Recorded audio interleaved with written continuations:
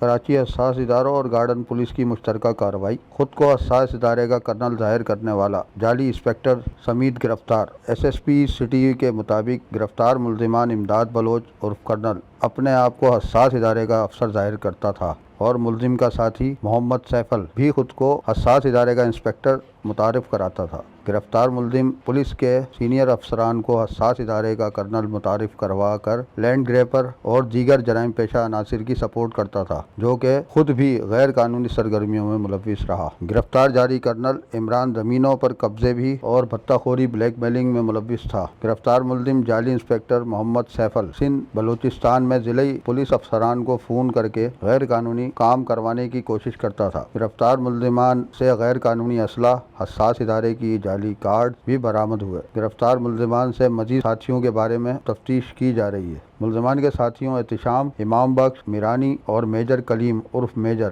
شجاع کی تلاش جاری ہے۔ گرفتار جعلی کرنل عمران نے 7 شادیاں کی۔ پولیس کے مطابق ملزمان نے سسرالیوں کو بھی حساس ادارے کا افسر متعارف کروایا۔